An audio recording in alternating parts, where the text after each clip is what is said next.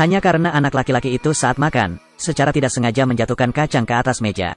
Ibu tiri melihat dan menampakkan mata penuh kebencian. Sang kakak segera berdiri dan meminta maaf. Saya sendiri yang akan mendidik adik laki-laki saya, dan ibu tiri perlahan-lahan mulai menyanggul rambutnya. Ini adalah tanda sebelum dia melakukan kekerasan, memukul dan menendang kakak perempuan, sampai gadis kecil itu tergeletak di tanah, hampir tidak hidup, bisa melihat. Ini bukan pertama kalinya bagi ibu tiri ini, kalahkan kedua saudara perempuannya. Kali ini, gadis itu akhirnya tidak tahan lagi, pergi ke polisi untuk mengadu. Polisi melihat seorang anak datang untuk menyampaikan keluhan, tapi mereka pura-pura tidak melihat. Petugas polisi bahkan berdiskusi secara diam-diam. Anak-anak zaman sekarang memang menakutkan. Ibu memberikan beberapa pukulan dan mengecamnya. Percakapan itu membuat gadis itu merasa ragu. Jadi, polisi menyampaikannya langsung, organisasi kesejahteraan anak untuk menangani kasus ini, ketika menjadi pegawai organisasi kesejahteraan. Bawa gadis itu ke rumah untuk menanyakan situasinya. Ibu tiri segera menunjukkan wajah ibu terbaik di dunia. Usap kepala gadis itu dan ucapkan dengan lembut, "Maaf, ibu tidak bermaksud demikian." "Mengapa Anda menelepon polisi?" Dia berhasil menipu polisi. Mereka menganggap anak-anak zaman sekarang terlalu sensitif. Orang dewasa itu memberikan beberapa pukulan dan melaporkannya. Hanya pria berkacamata yang merasa sedikit tidak nyaman, tapi dia tidak berkata apa-apa. Tidak ada bukti sama sekali. Ketika semua orang pergi, masuk akal. Ibu tiri terus menyiksa gadis itu. Dia menyuruh gadis itu mengangkat tangannya ke atas kepala dan berlutut di tanah, dan tidak membiarkannya makan nasi. Setelah ibu tiri makan dan minum secukupnya, dia mulai memukuli gadis itu lagi, menakuti adik laki-lakinya, menutup telinga, menutup mata dan bersembunyi di sudut. Tubuh gemetar, dan ayah kandung anak-anak itu juga diam-diam menyetujuinya. Ibu tiri memukuli anak-anak. Ibu tiri telah datang ke rumah selama setengah tahun. Selama Anda melakukan sedikit kesalahan, bahkan saat makan nasi, sebutir nasi pun jatuh, juga akan dipukuli oleh ibu tirinya. Sang ayah tidak peduli, semakin meningkatkan kesombongan ibu tiri. Gadis itu sangat tidak berdaya, berencana mencari bantuan dari gurunya, tapi dia sangat khawatir, tidak tahu bagaimana memulai berbicara. Ketika guru melihat luka di leher gadis itu, dia segera menemukan alasan untuk pergi, karena dia tidak ingin menimbulkan masalah bagi dirinya sendiri. Hal ini membuat sang adik teringat pada Kim Bun di panti asuhan. Kim Bun mengajak mereka makan hamburger bersama. Adik laki-lakinya takut makanannya akan jatuh ke meja. "Pecahkan setiap bagian menjadi beberapa bagian untuk dimakan." Ketika aku melihat adikku makan, takut dan buru-buru berkata, "Jangan jatuhkan." Terlihat anak tersebut ditakuti oleh orang tuanya. Kim Bun mengajak mereka mengunjungi kebun binatang, melukis bersama, memimpin mereka melewati saat-saat bahagia. Tapi kegembiraan itu tidak bertahan lama. Kim Bun adalah seorang pengacara, menolak untuk tinggal di tempat kecil ini. Seoul baru memiliki peluang baru. Dia segera pergi, sebelum pergi. Gadis itu meminta Kim Bun untuk memberinya kartu nama. Kim Bun memberi adiknya mainan King Kong, juga memberikan tambahan $40 Amerika Serikat. Siapa sangka $40 ini akan merenggut nyawa adiknya. Hari itu, ibu tirinya secara tidak sengaja mencuri tasnya, menemukan kartu nama Kim Bun. Ibu tirinya mengira dia pergi ke fasilitas kesejahteraan anak untuk mengadukannya. Selanjutnya, dia memulai tindakan khasnya lagi.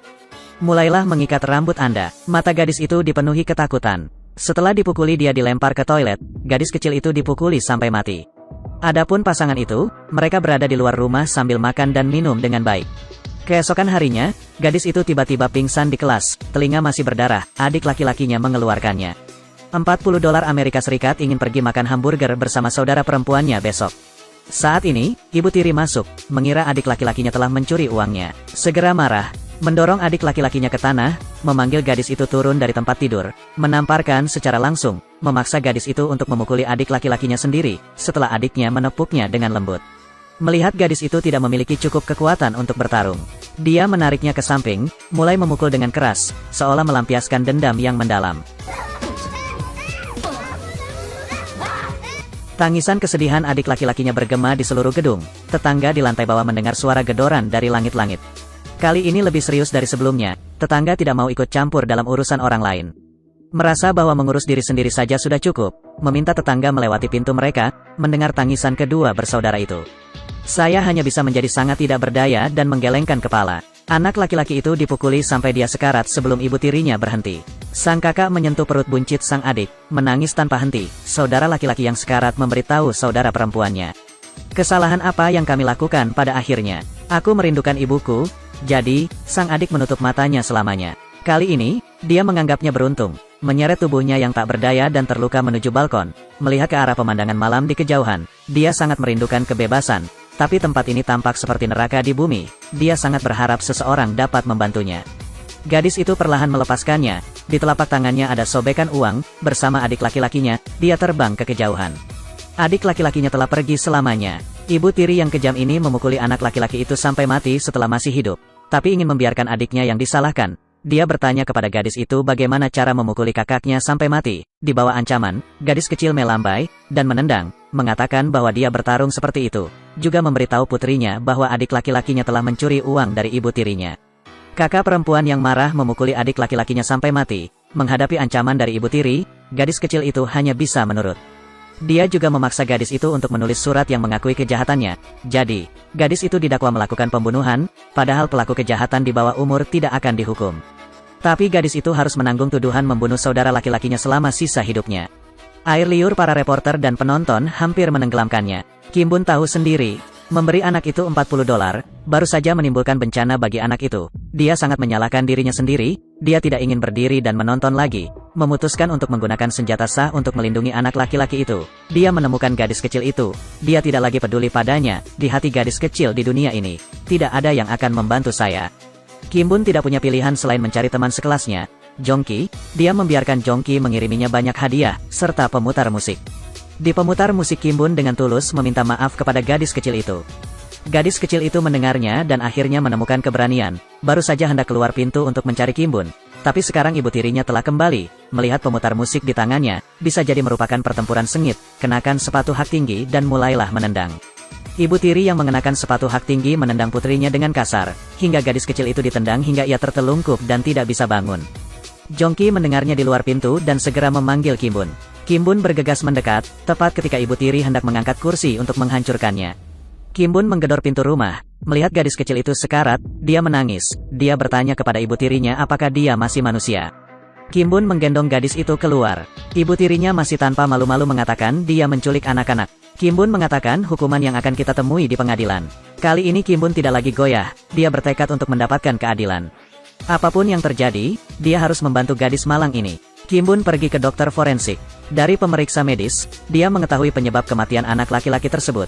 Disebabkan oleh kekuatan perifer yang menyebabkan pecahnya usus kecil, tidak menerima perawatan tepat waktu dan meninggal. Ini jelas bukan sesuatu yang bisa dilakukan oleh seorang gadis berusia 10 tahun. Maka Kim Bun menggugat ibu tirinya, dan ayah gadis itu pergi ke pengadilan. Di pengadilan, ibu tiri ini kembali menggunakan keterampilan profesionalnya, berpura-pura menjadi korban muncul di depan semua orang, dan pihak Kim Bun tidak dapat memberikan bukti yang efektif, bahkan satu-satunya saksi, gadis kecil itu. Sekarang aku terlalu takut untuk berbicara. Situasinya tidak menguntungkan bagi pihak ini. Sidang tingkat pertama berakhir demikian. Hari itu, Kim Bun tidak tahu harus berbuat apa dan tiba-tiba memikirkannya. Sebelumnya memberi anak laki-laki itu mainan King Kong dengan fungsi perekaman video, tapi mainan itu dibuang oleh ibu tirinya. Dia pergi ke pabrik pengolahan sampah, pencarian dari pagi hingga malam. Tidak dapat menemukan mainan King Kong itu juga. Kim Bun sangat tidak berdaya dan jatuh ke tanah. Tampaknya kita hanya bisa mengandalkan kehendak Tuhan. Di pengadilan, menghadapi pertanyaan dari pengacara pembela. Gadis kecil itu menangis tanpa mengucapkan sepatah kata pun. Hakim yang melihat adegan ini hanya dapat menyatakan reses, dan mengatakan jika saat sidang dibuka. Jika gadis itu bahkan tidak membuka mulutnya, dia tidak akan bisa membuktikan bahwa dia tidak bersalah. Di pengadilan, Kim Bun mencoba menasihati gadis itu, dorong dia untuk mengatakan yang sebenarnya. Tapi betapapun kerasnya Kim Bun berusaha meyakinkan. Gadis itu tetap diam dan tidak berbicara. Memang benar Kim Bun tidak tahu harus berbuat apa. Jongki datang membawa mainan King Kong. Di lapangan ketika Kim Bun meletakkan mainan King Kong di depan gadis itu, melihat mainan yang disukai adik laki-lakinya semasa dia masih hidup. Gadis kecil itu memeluk mainan itu erat-erat. Gadis kecil itu akhirnya membuka mulutnya, mengatakan yang sebenarnya tentang berbagai hal. Ibu tiri memukuli adik laki-lakinya sampai mati. Kali ini, Kim Bun juga mempublikasikan video di dalam mainan tersebut. Video merekam seluruh proses penganiayaan ibu tiri. Melihat ibu tirinya memukuli tubuh anak laki-laki itu dengan kasar, anak laki-laki itu berteriak kesakitan. Semua orang di tempat kejadian tidak bisa menahan tangis tanpa video ini. Tidak ada yang berani percaya bahwa masih ada ibu tiri yang begitu kejam di dunia ini. Terakhir, menurut hukum Korea, ibu tiri yang jahat ini dijatuhi hukuman 16 tahun, ayah kandung divonis 5 tahun. Membicarakan hal ini, orang-orang memikirkan hal-hal seperti itu hanya akan terjadi di film, namun film ini diadaptasi dari kejadian nyata. Di akhir film menurut statistik resmi Korea, dari tahun 2001 hingga 2017, selama 10 tahun. Jumlah kasus kekerasan terhadap anak meningkat 10 kali lipat. Orang tua lebih dari sekedar nama, tapi juga hubungan dekat, sebuah tanggung jawab. Apakah Anda memenuhi syarat sebagai orang tua? Terakhir, Doakan semua anak di dunia, setiap orang memiliki rumah yang hangat dan bahagia, tumbuh sehat dan bahagia. Saya Aloha, sampai jumpa lagi di sesi selanjutnya.